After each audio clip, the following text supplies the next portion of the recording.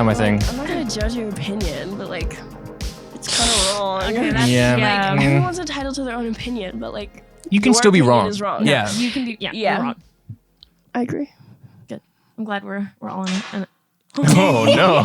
This table. I know she broken. We We're still trying love something her. new. Oh, it was great. We remodeled the set because we were like new year, new us, right? It's not a new year, but we haven't recorded Yes, in it 2 is. months. What are you talking is? about, Dandy? I'm sorry. You're crazy. You're right.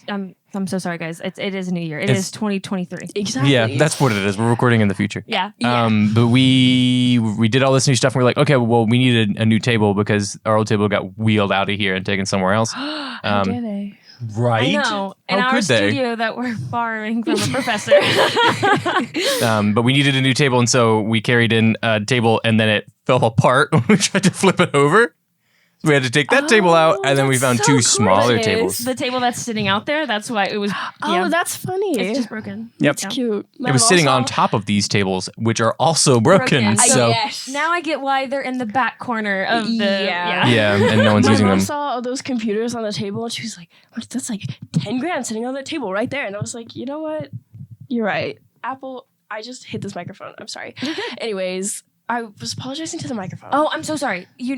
I'm just gonna. Yeah, leave. not you. Whoa. Oh my gosh. Whoa. So, Why would I very apologize to presumptuous. you? Cancel That me. is- Cancel me. That's done. That's it. It's not my podcast. It's Yep. Sophia and Taylor's podcast. I'm just gonna head out. Commandeering. It's just me.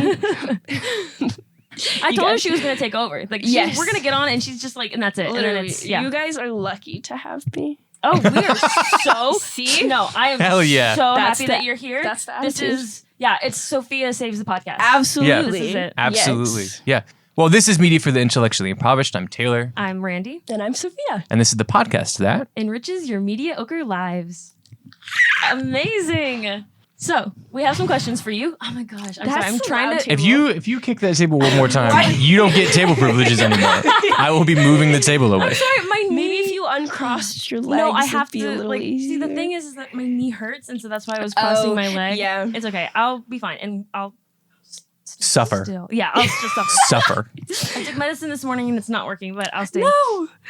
Okay, so we do have questions for you. We have all of our guests. We ask them questions, and usually we'll ask, "What was your rank in high school, and what did you like to do in high school?" But you've actually not reached that stage I have yet, not. and that's okay. So we're gonna ask just, what do you like to do? Like, what are your favorite pastimes? My favorite pastimes are making fun of the math teacher because okay. Because they deserve it. No. I don't think it's all math teachers. I think it's just this one because his name is Mr. Rogers, and I think that he thinks that he is Mr. Rogers because sometimes he'll like bring his guitar and like sing, but he's definitely like there's no correlation between the two Mr. Rogers. Like he's just a math teacher. I think he tries. he's just a math teacher. Well, I feel for math teachers because math is stupid and shouldn't exist. And I You tell feel them. bad You for tell them. math. I feel bad for these teachers that they have to teach people something that the way that they're teaching, we're not even going to use it. Like we just have a calculator. Like I feel like that's what they should be teaching. How to use a calculator. How to use a calculator for decimal fractions. How to use a calculator for things other than just addition and subtraction. Wait till you get to calculus. That is the purpose of calculus, is to teach you how to use a Exactly. calculator to That's answer problems. Exactly. Yeah. That's what I'm saying. That's the only kind of math that there should be. I know we don't. Who needs to do mental math anymore? Like we don't use whatever No. those. Those old Chinese things. What are they called? Numbers? Albatrosses. No, not albatrosses. Albatrosses. I know, but The bird? Yeah, Abacuses? abacuses. We don't use abacuses anymore. We don't need mental math anymore. We got calculators now. So We got albatrosses. we got Those albatrosses. things are crazy. I was just thinking about our pocket change episode and our albatrosses, and that's a really good Albatross. episode. Albatross. Yeah. You know an albatross? It's Yes, a bird. because I, for a long time, was obsessed with like shows about zoos and aquariums. Because, like, first of all, aquariums are the epitome of entertainment. They're just That is so much a fun. very strong statement. Why? I just truly enjoy aquariums. Like, there's something about, especially the ones that like is glass and it's like a dome and you can like look up And you're see like them. underwater. Literally, That was really aggressive. I apologize. She just loves aquariums. There's a lot of aggression. There's going to be a lot of apologizing. a lot of it. But I don't know. I just feel like I've never been on an aquarium date or like a museum date, but I feel like those would be like the most like amazing things ever. Because like you can talk, but like you don't have to. Mm-hmm. And I feel like you shouldn't be in a relationship with somebody if you can't just have awkward silence. I mean, coming from somebody who's never like dated somebody, but like the thing is, Expert. Yeah, absolutely. I'm the advice friend. Yeah. When I don't follow my own advice.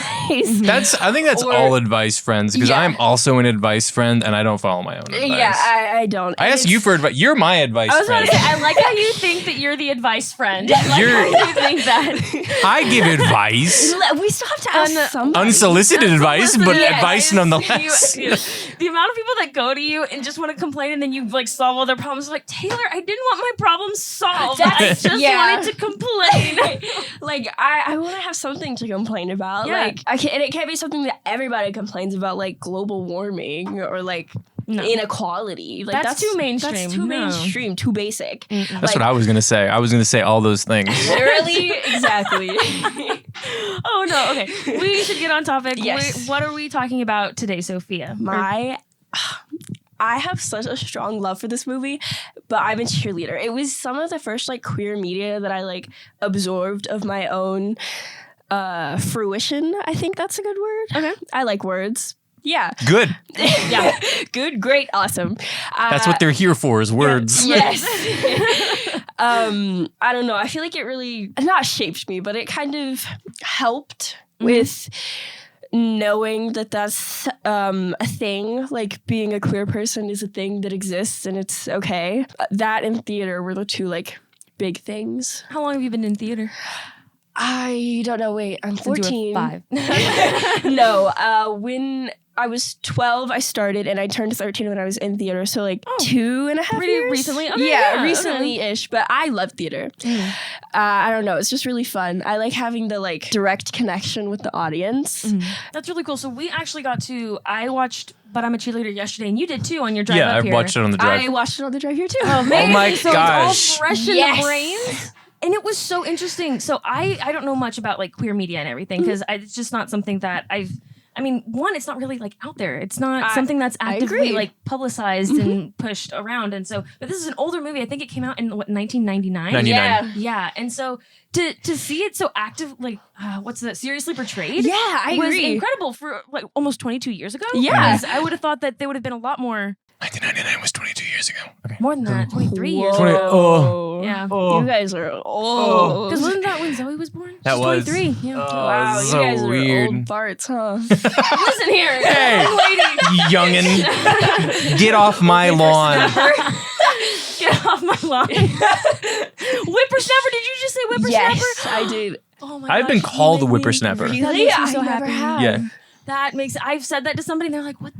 What is a whippersnapper?" I'm like, "Yeah, you've That's never heard interesting. of whippersnapper?" It's like, I don't know. I've Yeah. heard of that word. I but was I've called never a called it. whippersnapper. I'm so sorry. Come on. Don't take away. No, please don't take away my table. You broke it. That's fine. I won't. I get my phone. I'm not gonna look at my phone. I just need it like, on me. I just want it. I need to feel near it. I need. That's bad. That's an addiction. Yeah, Oh my that's a God. problem. I had it on What the you need is table, your but I don't- notes. I do. I have my notes, and we'll get back. You were gonna say something about your phone case. Oh yes, it's new. It's cute. Whoa. We didn't actually talk about how we know Sophia. So Oh. I know. How could we miss a perfect opportunity? That's what I was going to say. Oh, I'm gonna Dunderhead. hurt you. I'm gonna hit you. Whoa, Please. guys. Okay. Violence is almost never the answer. Almost. She said almost, ladies and gentlemen. Sometimes, if If the situation calls for it. yes, We actually know each other from Kira's short film that she did back in Christmas, and we had reshoots recently for Ice Cream Shop Girls, and Yep. she is our like main protagonist in it. And you played Danny, correct? yes, Amazing. And that was a fun experience. It was. I had really fun. I had a lot of fun. really fun. It was really fun. It was like I had kind of been like acting for a little bit because I think that the reason I started doing it was because like people told me I was good at it, so I did it because like it was the only thing that I was like good at outside of like good grades in public school or whatever. This just gonna get kind of deep for a second. It's okay. I had kind of like started to realize like, do I even want to do this? Like, am I just doing it because I needed the validation from people telling me I wanted to do it, because I was good at it? But then I got to be on set for Ice Cream Shop Girls, and it was like just such a like amazing experience. And I was like, you know what? I definitely want to do this. That's amazing. Did you tell Kira about that? No, because I kind of just like noticed You were that a realizing couple it? days ago. Okay. Yeah, or like the last audition that I had, because I like actually wanted to put the work into it, and I was like, whoa. What is this? What is that? Passion? A work ethic? Whoa. Where the hell did that come from? Who is that? But yeah. That's incredible. We'll have to tell Kira about that. It'll make Definitely. her feel Absolutely. so incredible. I just, that was such a fun, I love Kira. Like the way that she approached directing, I hadn't like seen it ever, but maybe that's just because like I'm not crazy into the industry, but I just really liked the way that it was more like direction for the thing instead of like do this in the scene, even though it was more not really a suggestion. She made it seem like a suggestion, which I appreciated. It was just, I don't know, it was very gentle. And like her not wanting to say action because it feels like a command or whatever, her being like, whenever you're ready. I don't know, I just really enjoyed it. Directors that do that. Same. Yeah, I mean, she learned from our professor Jesse. That's what he does That's all what the Jesse time. does. Nice. It comes from him being an actor and being in that Yeah. scenario, but it's also just her personality Yeah. really She's shining not- through. yeah. She's not a very direct. She's not a loud person. But the stories that she tells are very impactful and very, very true to her.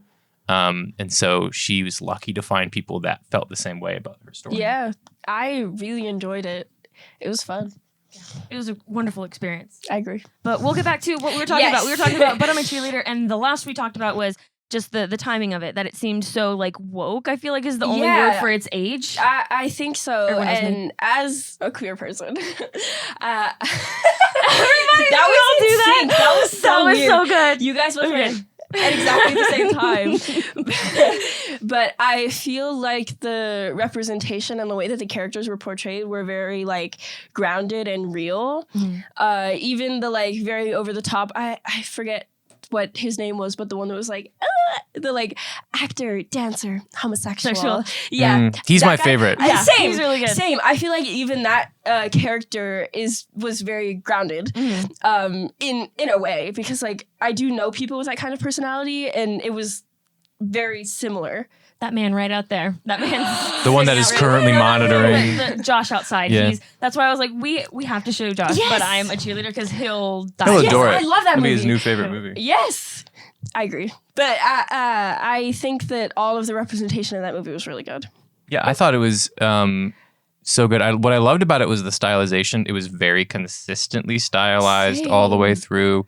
They chose to be over the top. I love the basic plot of But I'm a Cheerleader is I'm not allowed to explain plots anymore. Oh, Okay, so the basic plot. Sorry, we made a rule because No, it takes him way too long to get through it. so me too. There is, I don't remember her name. Emily? No. Megan? Megan. Megan. Yes. Megan is a cheerleader, and she finds out her parents have an intervention and her friends have an intervention for her, telling her that she's homosexual, that she's a lesbian, and they send her to like one of these like conversion camps that's trying to like make her heterosexual again. And obviously, when you put a bunch of gay people in the same house, it's not just gonna. it's not go away. No. That actually, that's not how it works. as we'll find in the movie. yeah, you find that a lot of people fall in love. It's Magical. What would you assume from putting all of those people together? Yeah. But it's so good, and I really actually love the romance of it. Same. And is it advertised as a romance movie? I'm Wait, I gonna don't look at know. everything on it. a rom-com. It's a rom-com.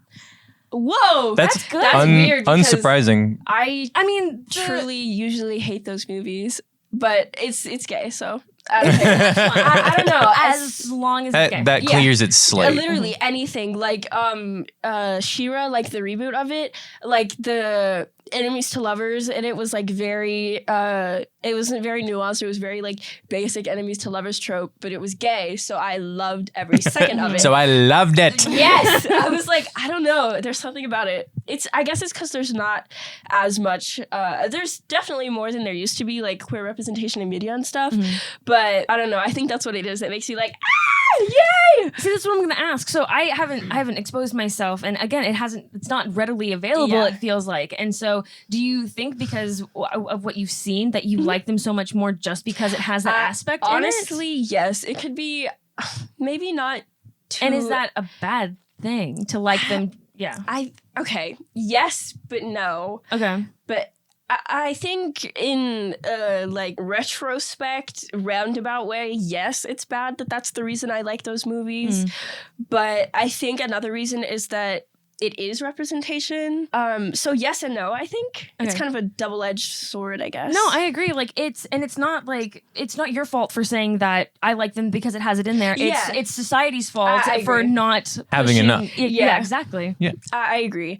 I don't know. It's kind of like I said, a double-edged sword. Like on one side of it, it's bad that the reason I'm drawn to it is because it's one out of like 500 movies, but only one of them is queer.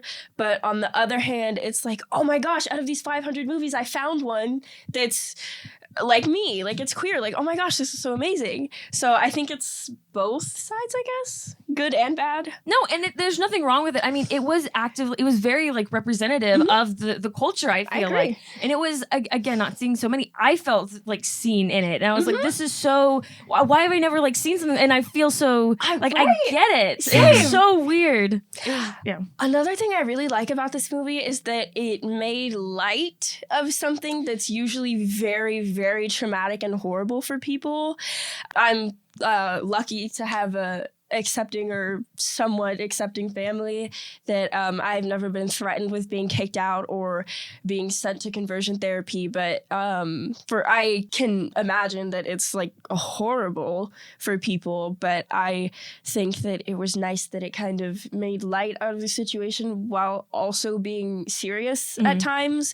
Like it's not like, oh my gosh, conversion therapy, like but Tee. No, yeah. Tee.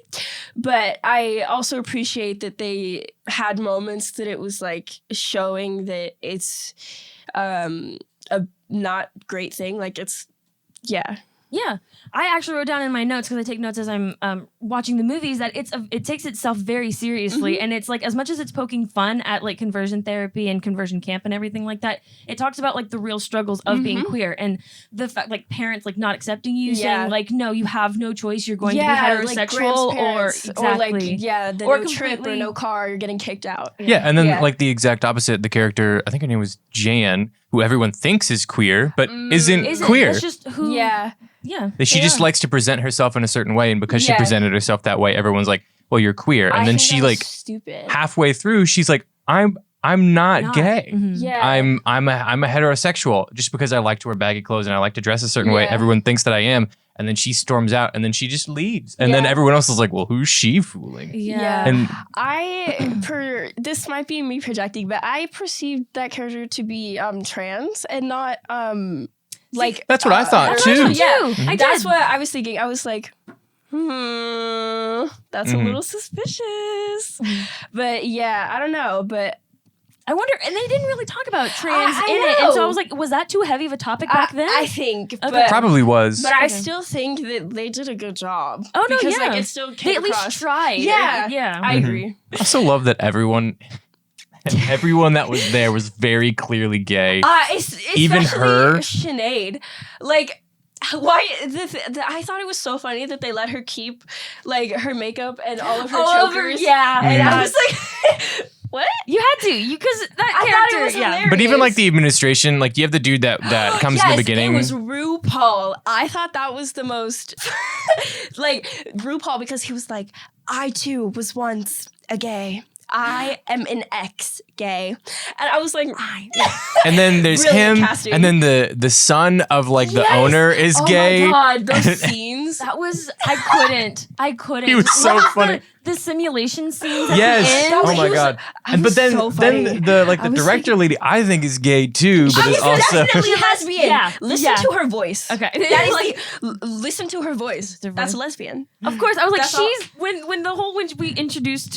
we were introduced to her, I was like, Literally. you are hiding something. Like you because she's like talking about like when you see a woman and you see her body, I was like- and then she like starts getting way too into Literally, mentioning it, she's and I'm like- just like, and you see her soaping her breasts. I was like, whoa. you're suppressing I was like, something this here. sounds like looks like I got to work on you before you can. Before you try to work on us. Yeah, definitely. I was And I loved the color scheme of everything. I was like literally that just whole about to talk house. to it.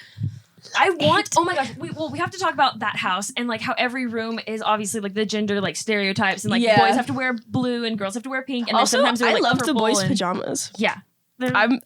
They were so cute. That blue silk.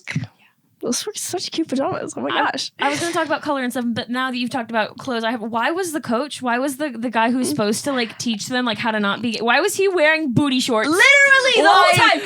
Why was he wearing booty shorts? Because he's an ex-gay. Mm-hmm. Absolutely. But men. I can't stereotype. I was about to say something. I was like, men can't wear booty shorts. Men can't do that. You can whatever do they want. anything. Excuse In you? fact, it's attractive. Taylor, if you want to go ahead and go put your booty shorts on, you can go ahead. Maybe I will. You can do anything. In fact, it's attractive if you wear crop tops and skirts. Yeah. So, I don't know. That's your next outfit. That's That's it. I'll put it down for the next confident episode. in your masculinity. Oh my gosh. But the colors, and then the gay family at the end, or like the gay Yes. couple who was like taking. I loved in. them. That was They so were so nice. iconic. They were so slay. And I was like, I was like, I want to be gay parents. I want to take You in children. can. I know. But I Don't want to worry. take in the children Yes. who don't have a home. Like, I'll feed you. I'll take care of Literally, you. like if I ever get to the point where I'm famous and I can have money to start my own charity, I definitely do that. 100%. Like, Yeah. yeah, absolutely. And their house, rainbows everywhere. I know. It When was I so buy a cute. house, rainbows everywhere. Literally, I'm gonna do it. And the rainbow candles, they were so cute. And their relationship was so healthy. They were communicating. I literally talked about this when it came, like, when it came up, like, in the thing. We were driving, and after their fight, I was like, see, this is why we have healthy communication with, like, this is why we have open communication relationships. Do you see how fast that argument was gone. It was resolved. It was solved because they just talked to each other. They talked about their feelings without fear. Like, Mhm. And I love seeing that, like, that actual, like, homosexual relationship and like how they communicate with each other, and it's a good thing. And then you see like the other parents who like don't like yes, whose parents were the other like Graham's parents, not Graham's parents, but the other who she was like in love with, or no, Graham's parents. You're right. Yeah, Graham's parents, the stepmom and whatever. Yeah, exactly. Where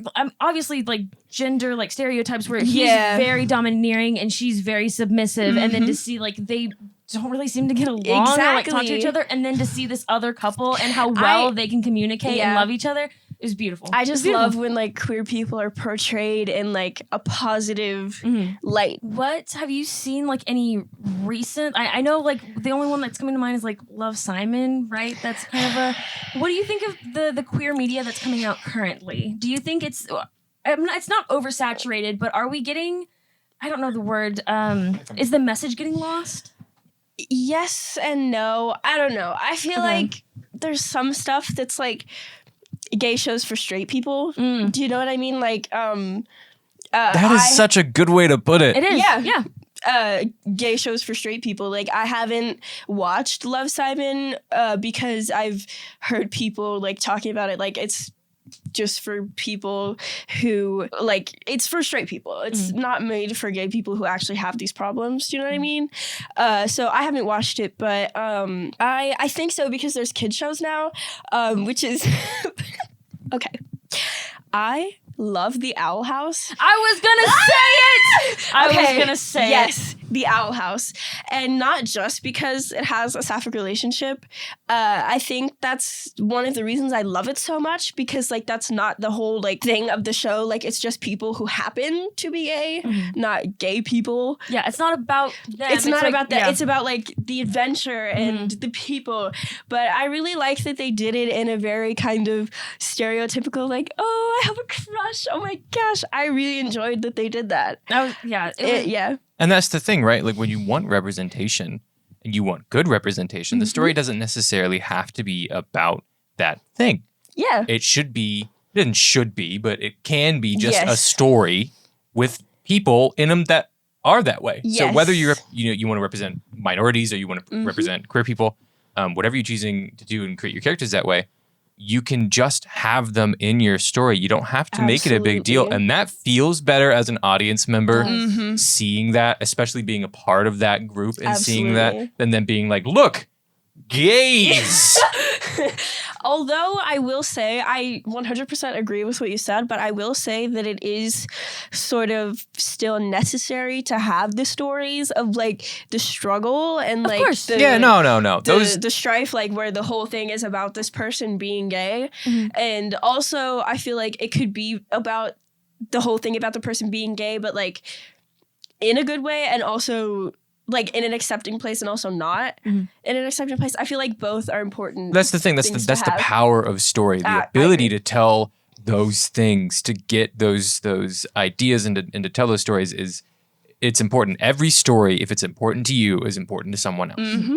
And so having the capability to tell those stories and having the drive to tell it, as well as knowing that there will be an audience if you represent it well.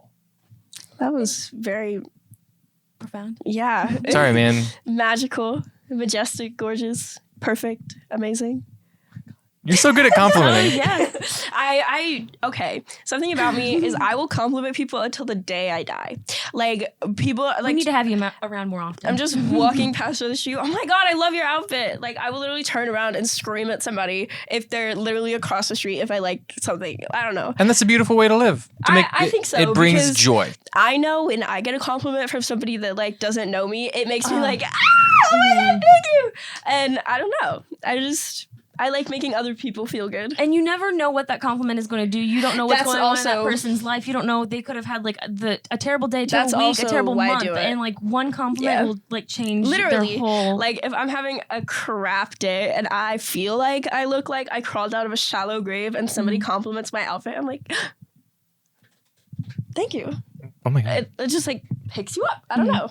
And I've been trying to get better at that as well, but not only like complimenting, but specifically trying to compliment men more, because I've heard that men don't get, I mean, obviously they don't get as many compliments Yeah. as women, Yeah. and because of the stereotypes and Yeah. everything. And I've also there's a trend going on TikTok, or at least on my For You page, about men, they don't get flowers until their funeral. Mm-hmm. Like, Isn't that crazy? That's that really sad. crazy. hurts. That really Yeah. hurts. Yeah, And it's I've insane. Never put it in that perspective before, and we should start normalizing giving men flowers. Give your I boys agree. flowers. Give 'em Always. flowers. Get all your boys. I think it can go either way. If you're just friends, you can get a dude flowers. Absolutely. Like you can do that as I long feel as you like you communicate and you're like, this is I think Friend you, flower. This is a I think you gift deserve for you. flowers. Yeah. You know, like there's nothing wrong with giving people. I think boys should give other boys flowers. I think that the stigma around like not even just being gay, this is a whole other like can of worms, I guess.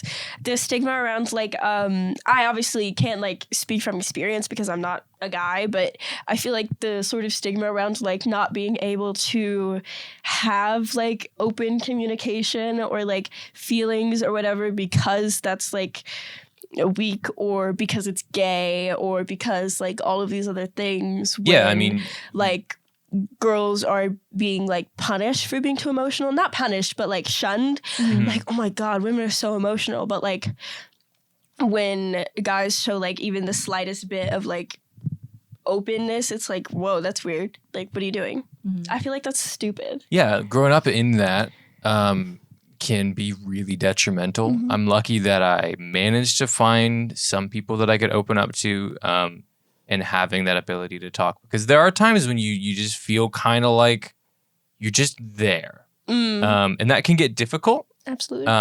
But it's important to remember that like if the people around you aren't listening to those feelings, if they aren't validating those feelings, then those are the people you need to be around. Find different people. I agree. Whoa, I forgot. That's like Words. 90% of podcasting is 100%. losing your You track. do it just Oh. immediately. I got it. Okay. Sorry. You're gonna get your table sorry, taken. The Trevor Project. I was when- gonna say we have to talk about that Yes. eventually, because you were on one of the yeah. tea. But before I talk about me, Oh my God. I was gonna say that even if you're not queer, it's a really good resource to have, because the like counselors or like the people that they have to talk to, even if you're not like thinking of hurting yourself or whatever, it's really nice to have somebody to not invalidate your feelings. Well, let's explain what the Trevor Project Oh, is. yes, sorry. It's one of the largest LGBTQ suicide prevention nonprofits, and they also provide funding for like binders and things like that for people who can't afford them. And they also have communities and like forums where other queer people can meet each other and make friends and share experiences, blah, blah, blah. I'm running out of words. Basically, it's just a really awesome place for queer people and queer young people and just people in general. But specifically, one of the things that I was talking about was they have this call or text thing where you can like talk to a counselor or a person or whatever. But it's really nice because they don't like invalidate your feelings or like they will like just ask questions like, okay, well, why do you feel this way? Not like, why do you feel that way? No, do you know what I mean? Like, do you like have a reason to feel this way? Not like, okay, well, why? Do you know what I mean? Like, no, yeah, it comes from a place of genuinely caring about the other person and wanting to like really unpack what's going on underneath. And it's not so much just a conversation to just get it out of the way. Oh, you need to talk about something. Okay, I'll just listen, I guess. But genuinely wanting to like help that person and carry it out. Yeah. And like asking questions like, okay, well, how does that make you feel? Like asking, like even just simple things, like simple questions. Like I don't know. It's just really, really, really nice to have that. A genuine person who asks you like, "How are you?" and you don't give the general like, "Oh, I'm good" or "I'm fine" or whatever. But like somebody who like, no, how like actually, how are you? Yeah. And then you get that's magical. Yeah, I agree. It's great. That's great. The amount of like sections we had, we're like, that's awesome. Yeah. Cool. Move on. I like the movie. Again, the movie. Oh, I love this movie. Well, here's the thing: is like, and I'm not gonna knock it because it was a genuinely good movie. It took itself very seriously. It was very funny, and that's why when you said it was a rom-com and you were like, "Oh, that makes sense," I was like, "But it took itself like it wasn't cheesy." Yeah. No, the rom-com doesn't have to be cheesy. It definitely was a little bit. Rom-coms are cheesy, and that's just because of lazy writing. See, and so now we can talk about the writing. That this was phenomenal. I thought it. Sophia. Okay. Yes, ma'am. She was raising her hand. Yes. As somebody who I like to write, but I don't necessarily share it because like I'm personally not at that part in my journey. Whatever. As somebody who like writes and likes to write with some of my own self in it, I really feel like whoever wrote this movie or the writers definitely had a very good grasp and understanding of like the struggles of queer people, or they were queer people. I really appreciate the way that this movie was written. Yeah, I mean it's very, the plot doesn't feel contrived. It's fun, engaging. It's not a lot of stories like this can get stuck in the one setting problem. Now, not having only one setting doesn't necessarily have to be a problem. Adding limitations to your story can actually enrich it, but in order to do that, you have to have more things going on or more forces coming at the actors. You have to balance out your one setting. So they were inside this place, and they had the conversion camp was basically kind of one note. It was, we are converting you, we are converting you, we are converting you. And you were all gay. They added in a gay bar. They had the house of the gay couple that was taking in the kids.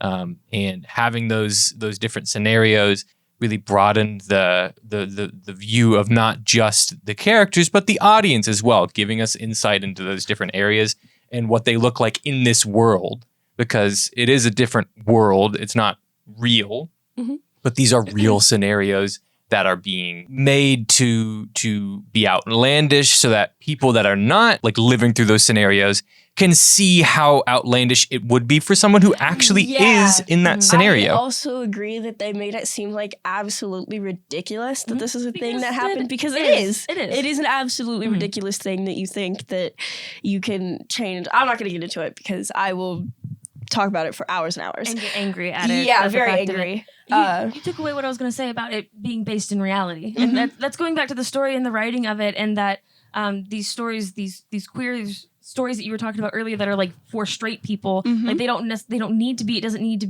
a movie needs to be about somebody being queer. It needs to be based in reality. And yes, we should have stories about their struggles because that is the reality of it. I mean, you don't need, we can get into race and everything about certain types that like they don't need to be shown as much because they've been known to be the oppressors. I agree. And so we don't typically need to see their struggles. I mean, everybody struggles in different ways, but I agree. specifically when it comes to minorities, it comes to the queer culture and everything, like they've been heavily oppressed, and so their struggles are absolutely valid and absolutely based in reality. Yes, that's another thing. The like all lives matter, and like why are you saying Black lives matter when all lives matter? Didn't say that. The other lives don't matter. A very correct argument that I think made everyone that was saying all lives matter seem silly was like, if you're in a neighborhood and there's a house that's burning, I love this. There's a house that is burning down. Are you going to stand outside of your house and say, why aren't people worrying about my house? Is your house on fire? Do you need attention at the moment? Do you need people to come and put out your fires? No, your house is fine. Your house is actually bigger than the one that's burning down. You're okay. You have plenty of things. Like, you're okay. We're gonna worry about the one that's on fire, and when we get that settled, we'll come back. We can come back. Yeah, like if your problems are really that big, yeah, we'll get you. Like we can fix your roof after we fix the burning down house. And talking about the writer for it, her name is Jamie Babbitt, and this article it was saying that she always knew that, but I'm a Cheerleader was way ahead of its time, and so absolutely, for 1999, it seems like it would have been. And she stated, the whole point of But I'm a Cheerleader was that I was a lesbian and I was confused because my parents were like, well, how could you be gay? Yeah. That about sums up the entire story. The movie, yeah. See? I knew it. I was like, this is too good for it to not be by people of this community. Yeah, I know mean, the first stories that you tell should be about yourself because that's who you know the best. And then once you've told your own stories, then you can find other people's stories to tell. That's just how writing works. Start with what you know. And once you've told that, you can move on to things you don't. I agree. And it's always heavily, anybody can tell a story, and you don't, as much as you need to tell your own stories first, we're not saying that like a straight person couldn't tell a queer story. I mean, no, absolutely. That's and not what I feel like that would actually be going against what we're saying. Exactly. It's because it needs to be all inclusive. It needs to be based in reality, and it needs to be normalized that this isn't just a place like queer people can't just stay in with queer people. Exactly. Like, that's not. We've been doing that for too long, and it's not working. It's not right. Like, we are all human beings, and we all need to be accepted, and all of our stories need to be told. I agree. Yeah. Also, another thing. This is kind of off topic, but Absolutely. That's our favorite kind of topic. I love it when it's off topic. Gorgeous. Kind of off topic, but like, I completely forgot I was going to say. I'm so sorry. This is what happens. I am when people so agree sorry. With me. Why would you agree? What did with I me? do? Why? You agreed with me. I'm sorry. You said that off topic was a good topic. Hang on, I can think of it. What were you talking about? Straight people talking about queer. Oh, wait. No. I have it. Okay. That was very aggressive. I'm gonna say it now before I forget it. Okay. Saying like with race and minorities, racism, colorism, beauty standards, everything. It's really nice to say we should just accept everybody. Like, it's everybody's the same. We should just like act like everybody's the same. It would be nice. I agree. It's nice that it could be like that, but it's not. So I don't know. Something that just really irks me. When people say that, like, I agree. Like, I think it should be that way. I 100% agree with you. Then do your part. Yeah, exactly. What are you That's doing another thing to make that happen. So, like, what are you doing to make that happen? Also, the Roe v. Wade thing, the people that are pro-life, okay, I don't really care if you're pro-life, but if you are, then you should be adopting and fostering as many children as you possibly can, or your argument has absolutely no substance. That's something, I don't know if that's a bad thing or a good thing, but, like, I feel like that's my, like, biggest insult. Like, your argument has no substance. Like, I will only say that if I'm truly, like, upset and angry. Like, I would just be like, your argument has no substance. Literally, us arguing about this right now has absolutely no point. It is meaningless. You got no legs. You are wasting your breath. Like, also, people that like, well, that's just my opinion. Okay, I will literally fight for you to have your opinion. But when your opinion is actively hurting somebody else, that's when I have a problem with your opinion. I don't have a problem with Christian people, but like there was I love it. I love when someone starts a sentence with "I don't have a problem with." No, that sounded like what? I did. That it goes with what I'm about to say. It's no. It's just a great way to start a sentence. Okay. No, finish your thing. Okay, there was this reporter that was saying like, I don't care if you're a Christian. I will literally fight for you to have the practice to do your religious beliefs. But the thing is, you are a Christian. That is what your book says. I don't care what the Bible says. Like, I'm not religious. I don't care what the Bible says. If you don't want an abortion or you don't want to do something because that's your religion, then don't do it. It's your religion. But like the moment that like you are trying to bring anything that is specific to you onto other people is when I have a very, very, very big issue. There's problems in every section. I think agree. Like there's problems with accepting the groups. There's problems within the groups themselves of accepting each other. I agree. I like to think of it less as a specific person and a specific group problem as it is a human problem. I agree. Where humans are flawed. Yeah. It's just the need for us all to always be right. Yeah. Is what causes a lot of problems. What causes a lot of dissent. And life would be a lot better if we could just admit that we were wrong. I also agree. I personally have a very hard time. I know my mom is, if she's watching this, she's going to be like, why are you agreeing? I'm going to say right now that I have a problem with admitting that I'm wrong. However, I'm not wrong. However, I'm not wrong, right. and I'm always right. Always right. Okay, I do have a problem with admitting when I'm wrong. However, I will say that I should admit when I'm wrong more because things usually tend to end up better for me when I admit that I'm wrong or when I admit I made a mistake. In the long run, things turn out less bad for me. Yeah, and that's just a good way to live life. A problem that people have, especially in this industry, is I was going to bring up this industry. Yeah, is being like, I'm the best at what I do. I know exactly what to do. Stop telling me what to do. And it's a problem with the older part of the industry, I would say mostly. I think that's a part of it's older seen people everywhere. in general. Yeah. But there are a lot of people that have ideas that you don't have. There are a lot of people that have ideas that you would never have thought of. Their brains are not yours, and sometimes those ideas are good. And opening up and admitting, I might not be the best person to do this job. I might not have the best idea. My story might not be everything that I think it's supposed to be. My representation might not be right.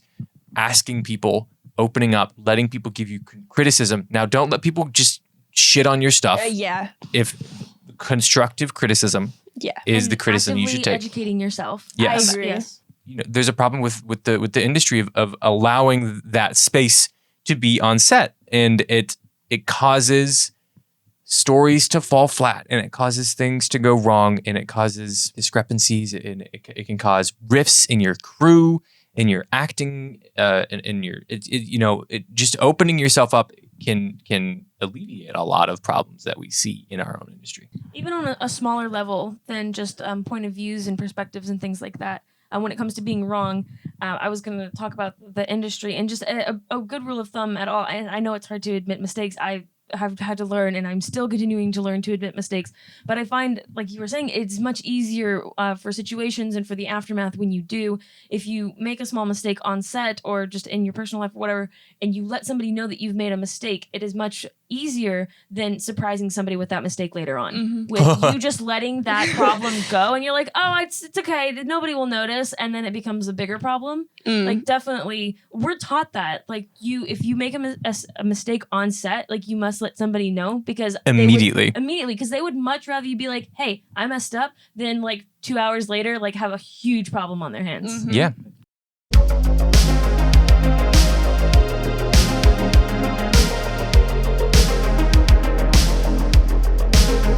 All right, let's start wrapping this bad boy up. Yeah. Any final thoughts? This was very fun, and I will be back. also, She wants to come back already? She hasn't even left yet. I know. I know. We're just gonna do 7 episodes right now with me. We'll just watch a bunch of movies. Yeah, Right now. Oh, there Let's turn on. we got a computer right next to the camera. Absolutely. We'll turn on a movie. His name is Dave. The His computer. name is Homie, No, right? Oh, we did give him a name. No. He's Homie. absolutely not. Well, I'm sorry. Yes, ma'am. This is my podcast, remember? I'm sorry. What's his name? Dave. Dave. I'm kidding. We can name the plants. We have I to was name gonna the say we plants. have to name the plant. Yes, we can name Last the plant thing, and Dave. then we'll wrap it up. So this one's he's gonna be Dave. Dave. Okay. And then I feel like he's like Oscar. Oscar? That's a good one. I know. Oscar. I know. We have one that's hanging down. His name is Jennifer? Oscar. Jennifer? Tony? No, I like Oscar. Oscar? Yeah. Yeah. Dave and Oscar. Okay, That's so cute. I love it. What about the one right behind you? Are we gonna name the ones But these? we have to. Look, they have to have the same name because they're twins. Oh, you're right. Okay. Oh, no. It has to be Timmy and Tommy. Timmy and Tommy, because There we that's how you name twins. So Literally. close that you can't tell them apart. Exactly. Exactly. You said they were going to have the same name. I like that better. I think it'd be funnier if it was like, "Hello, this is Tim and also Tim." Yeah. That is funny. Tim and Timothy? No, it's just Tim and Tim because it's just like you can't. No, I mean, you call Hey, them hand me both, Tim. Tim? No, Tim. You call them both Tim, but one Tim, of their Tim. names is Timothy. What's you the other call one? them both Tim. Tim and Timothy. You call Tamantha? them both Tim. Samantha. Tabatha? Tabitha. No, Why do I kind of like that? That's name? the name of a doll on my For You page. I don't know who that girl is, but she's really funny. And like this haunted love doll, her name is Tabatha. I love it. Naming my child Okay. Tabitha now. Yeah. Canon. Do it! Tabitha's apes. Tabitha. Oh, that's a mouthful. That is so cool. Tabitha's apes. Oh my gosh. Magical. Is that how you say your last name? Zapes. I How have didn't you know been that. saying my last I name? haven't. Okay, you're like, I just I've didn't just try. been reading it. Not even gonna just been try like, that that's a one. That's word. like one of those ones where you're like, you read the name in a book and you're like, I want to tell you about this character, but I cannot pronounce the name. Yes, No, you just yeah. talk about the character. So you just because- like try to come up with like a way to describe them. So you're You- like, it's you the really always- short one with the brown hair Yeah. and the glasses. And he's got like freckles. You know the one, Because that one? You definitely do say it, but never out loud to other people. Just to yourself. Like in Yeah. your brain. Like not even just in your brain. Sometimes, like if you read the book out loud, you'll be like, I realized that not everyone does that just now. I just now realized that not everyone does that. No, I sometimes do that for fun. Yeah. Because it's fun. I don't know. It's good practice for Yeah. speaking, for vernacular. That's one of the things that they teach you in talking school. Whoa, when it's fancy. really late at night and I want to keep reading, but Same. I'm tired, I'll start reading out loud. Exactly. And, yeah. Because I like absorb it. I'm like, and then oh my gosh, speaking of books, I just want to talk about this book really fast and then we can be done. The Percy Jackson's Guide to Greek Gods. Oh, I'm okay. telling you, that's like it's so funny. I've read that book so many times. Like the cover is gone off of the book. Oh, It's- wow. But it's a gorgeous cover. How could you? No, I have it. Oh, okay. It's just not attached to the book. Oh, okay. No, I've kept it. I've kept it. It's kept just his not attached to skin. the I just buried him somewhere else. attached to the body. It's actually God, on but my you keep nightstand right the now. skin and the Because last body. night when I was reading it, it came off all the way. I was like, no! But I took out all the like pictures like in the middle of it that has like Demeter and then all of them. They're on my wall. I I'm truly going to do that. I enjoy Yeah. that book. Yeah. Good. I'll put them in frame. Final thoughts for Yes. the movie and for queer representation. I think that this movie is a staple. A staple. Yes, I don't know because I'm not all of queer culture, but for me, out of like all of the like queer media and everything that I have like absorbed with another B, I think this is like a really good movie because it's campy but not. Yeah. Like it's Campy but serious. yeah, and also another thing I forgot to say when you were talking about the writer, I really liked the very natural way that they went from being very like over the top with it to very serious very naturally, and it wasn't just like I'm depressed, you know. Mm-hmm. I appreciated that too. Yeah. But I think all in all, 10 out of 10 would recommend watch this movie, especially if you're not a queer person. 100%. Yeah. That's what I was going to say. Like, I think you're right when it's a staple. Like, I think everybody should watch it. One, not even just because it's queer, but it's a good romantic comedy. Yeah, it's just a good movie. Yeah. And yeah. And it also has good queer representation. But mostly it's just a good movie. I mean, I thought it was a good movie. It was fun. It's a fun movie. It is well written. It has great set design. It has good costumes. It has fun and interesting characters, twists and turns. Absolutely. And just a glorious main character who is hilarious in ways she doesn't even realize. And a magnificent romance. Yeah. So check it out, But I'm a Cheerleader. It's on YouTube for Rent or Buy, which is where I got it. I got it there too. Hashtag not sponsored. That's where I got it. Yeah. I didn't find it I got it. Yeah. somewhere else. I got it on YouTube. Not on the internet. Sophia, where can the lovely people find you? Would you like to plug anything in your social medias? You don't have to. What are my socials? I don't know because I don't run them. Sophia Colwell Official. That is COLWELL. Sophia with a PH. That used to make me so angry when people tried to spell my name with an F. Yeah. That's awful. Ew. Do you have anything that you're working on now that you can talk about? Anything that you've worked on recently that you can talk about? I got to share my story of my queerness for the Trevor Project. It's called Stories of Pride. I'm pretty sure it's on YouTube and their Instagram. Okay. But yeah, I think, and then that and the Ice Cream Shop Girls, which is not out, Randy. It's not out yet. Get on it. I am not part of the post-production team, but I will go yell at them for you. Do it. Okay. All right. Tell them I sent you. I will. Thank you guys so much for joining us on this intellectual journey, and we will catch you guys in the next time. Bye-bye. Bye. That was great. That was good. That was really fun.